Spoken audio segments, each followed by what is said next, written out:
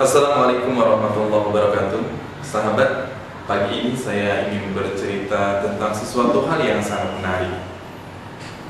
Pagi hari kemarin, tiba-tiba HP saya berdering. Dari nomornya, saya sudah kenal siapa yang menelpon saya. Dan saya pikir ini adalah sebuah telepon yang penting yang harus saya angkat. Kenapa? Karena telepon pagi-pagi pada saat jam 6 pagi. Kemudian telepon saya angkat. Sahabat saya bercerita dan curhat, begitulah istilahnya. Dia menceritakan kedua anaknya, laki-laki dan perempuan, sudah 1 minggu ini katanya tidak mau ke sekolah lagi. Lalu dia bercerita kepada saya, kenapa ya Pak Nami kira-kira anak saya tidak mau sekolah seperti itu? Kemudian saya tanya kepada beliau, Pak, sebelum kejadian ini, adakah sebuah peristiwa yang membuat anak Bapak tidak mau datang ke sekolah?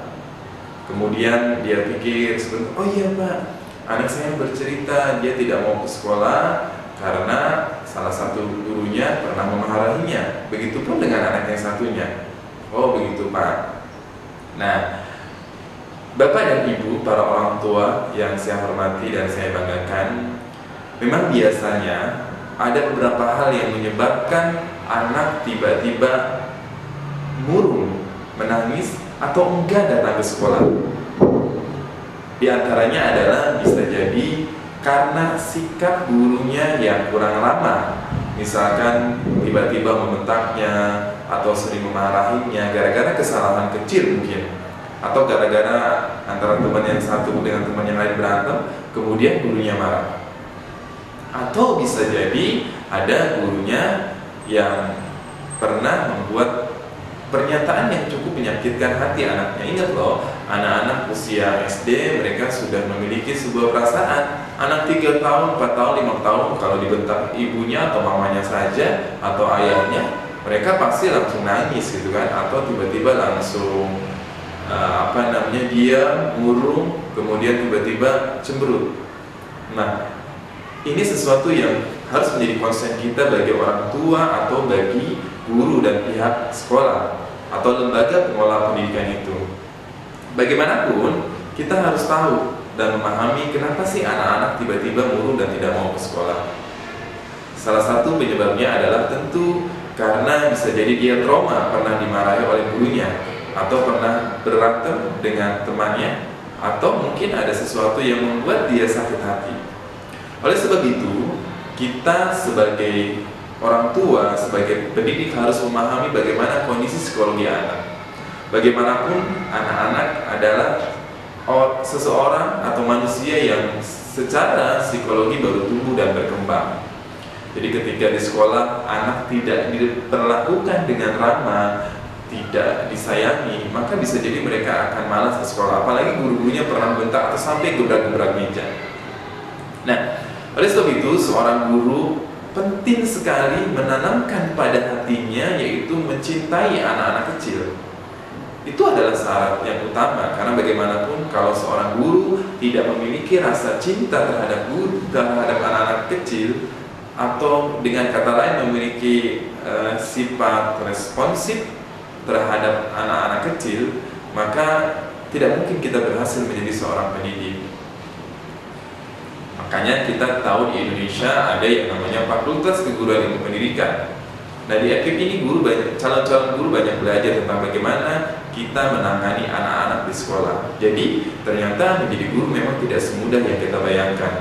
Walaupun di sekolah itu mungkin sudah berlabel sekolah Islam, sekolah internasional, tapi ketika guru-gurunya tidak memiliki basic di dalam mengajar atau tidak memahami tentang bagaimana memperlakukan anak-anak usia SD atau usia TK atau SMP dan SMA, maka tidak mungkin dia akan bisa mengajar dengan baik. Karena syarat utama menjadi seorang guru adalah bagaimanapun dia harus menumbuhkan bahwa anak-anak mencintai dirinya. Jadi kalau anak sudah cinta dengan seorang guru, maka insya Allah pembelajaran akan berhasil. Oleh sebab itu kita bisa mengukur diri sebagai seorang guru. Jadi kalau keadaan kita dan ketidakberadaan kita dirindukan oleh siswa, maka bisa jadi kita memang adalah guru yang inspiratif bagi mereka. Ketika misalkan satu hari saja kita tidak datang, kemudian anak-anak berikutnya bertemu dengan kita, ibu bapak kemarin kemana sih, tidak ada. Nah, bisa jadi mereka memang merindukan kehadiran siswa, kehadiran diri kita. Nah, untuk mengukur diri kita, bagaimana kita menjadi guru tidak dirindukan oleh mereka. Jadi kalau guru tidak masuk satu kali, kemudian mereka nggak nanya, kita harus introspeksi diri. Bisa jadi mereka memang senang kita nggak ada di sekolah. Nah, ini penting buat kita, Bapak dan Ibu, kemudian orang tua murid, para pengelola lembaga pendidikan. Mari kita wujudkan sekolah ramah anak, di mana kita menghargai segala potensi yang mereka miliki. Kita menghargai segala kesalahan-kesalahan yang mereka miliki. Karena kita tahu bahwa dunia anak-anak adalah dunia bermain. Oleh sebab itu di sekolah kita harus punya prinsip bermain, belajar.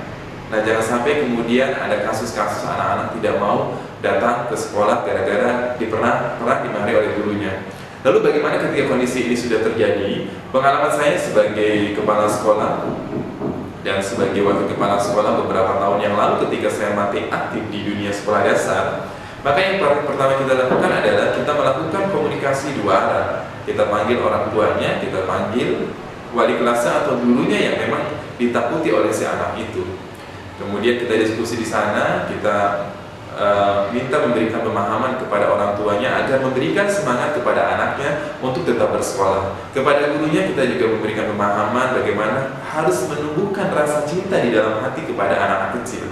Kemudian biasanya saya berikan sebuah buku yang inspiratif, di mana di situ bercerita tentang bagaimana guru-guru begitu respect terhadap anak kecil. Kisah-kisah inspiratif itu kemudian membuat dia sadar.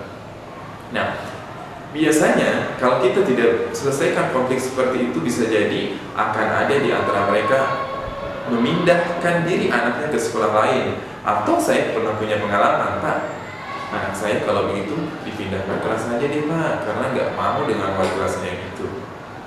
Nah, kalau ini mungkin masih bisa jadi solusi. Tapi bagaimana ketika dia kemudian memilih keluar? Bisa jadi ini bumerang buat lembaga pendidikan.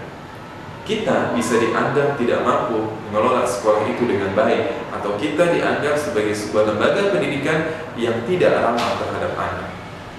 Oleh sebab itu Bapak dan Ibu, persoalan seperti ini tentu harus menjadi perhatian khusus, perhatian diri kita. Kita harus terus mengembangkan kemampuan guru kita agar mereka memahami bagaimana menjadi guru yang baik. Tidak hanya sekedar datang mengajar kemudian pulang, tapi juga bagaimana mereka bisa bersahabat dengan siswa-siswanya itu sendiri. Semoga sharing saya di pagi hari ini bermanfaat untuk para guru, lembaga pendidikan, dan orang tua semua. Terima kasih. Assalamualaikum warahmatullahi wabarakatuh.